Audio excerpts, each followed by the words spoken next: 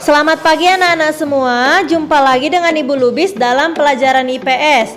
Hari ini kita akan mempelajari tentang jenis-jenis lingkungan.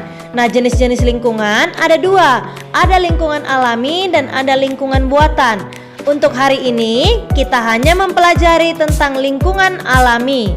Lingkungan alami adalah lingkungan yang dibentuk oleh alam secara alami. Dalam pembentukan lingkungan alami tidak ada campur tangan manusia di dalamnya. Maka inilah contoh-contoh dari lingkungan alami akan Ibu sajikan di dalam video berikut ini. Yang pertama adalah padang rumput. Padang rumput adalah tanah yang sangat luas dan ditumbuhi oleh rumput. Nah, terdapat dua jenis padang rumput. Yang pertama, padang rumput yang hanya terdiri dari rerumputan disebut stepa, dan padang rumput yang diselingi oleh beberapa pohon disebut sabana. Hewan yang tinggal di wilayah padang rumput misalnya kuda, rusa, dan bangau.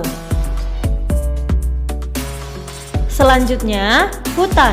Hutan adalah tanah sangat luas yang di dalamnya terdapat berbagai pohon lebat. Hutan menjadi tempat tinggal bagi berbagai jenis hewan. Contohnya harimau, gajah, orangutan, bekantan, berbagai jenis burung, dan berbagai jenis serangga hidup di hutan. Selanjutnya, sungai. Sungai adalah aliran air yang besar dan memanjang. Sungai mengalir dari hulu menuju ke hilir. Sungai merupakan tempat hidup berbagai hewan dan tumbuhan air. Misalnya hewannya ikan mas, ikan nila, serta belut. Contoh tumbuhan airnya seperti eceng gondok dan teratai. Selanjutnya, sungai ada yang berarus tenang, dapat digunakan untuk kegiatan transportasi, dan ada yang berarus deras yang dapat digunakan untuk aktivitas olahraga seperti arum jeram. Maka dari itu mari simak cuplikan video berikut ini.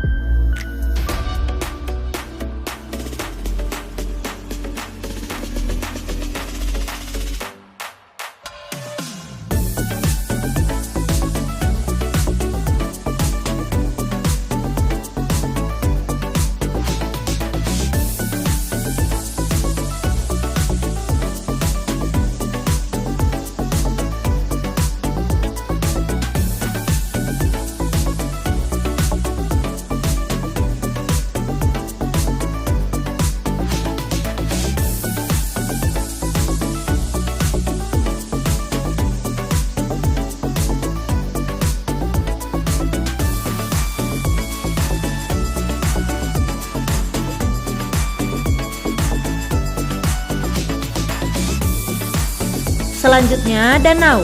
Danau merupakan cekungan besar di permukaan bumi yang digenangi air dan dikelilingi daratan. Kebanyakan danau berupa air tawar sehingga makhluk hidup di dalamnya berupa ikan air tawar. Danau dan sungai sama-sama merupakan kumpulan air tawar. Oleh karena itu, makhluk hidup yang tinggal di dalamnya cenderung sama. Contohnya ada eceng gondok, teratai, dan berbagai jenis ikan air tawar. Selanjutnya, rawa. Rawa adalah tanah yang lebih rendah dibandingkan sekitarnya dan biasanya digenangi air dan ditumbuhi oleh tanaman air. Makhluk hidup yang menempati rawa adalah teratai, eceng gondok, katak, dan ikan air tawar. Yang terakhir adalah laut. Laut merupakan kumpulan air asin dalam jumlah yang banyak dan luas yang menggenangi dan membagi daratan atas pulau atau benua. Lautan yang sangat luas disebut samudra. Nah, berbeda dengan lingkungan perairan darat yang mengandung air tawar, lingkungan air laut mengandung air asin.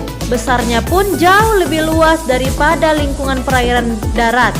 Oleh karena itu, makhluk hidup yang tinggal di dalamnya juga lebih bervariasi, mulai dari yang berukuran sangat kecil hingga yang berukuran sangat besar. Jenis makhluk hidup yang tinggal di perairan laut lebih bervariasi, contohnya paus, terumbu karang, dan kuda laut. Nah, anak-anak yang baik, itulah materi kita hari ini tentang lingkungan alami. Semoga video ini dapat dimengerti dan dipahami dengan baik. Tetap semangat, jaga kesehatan, dan salam SFD.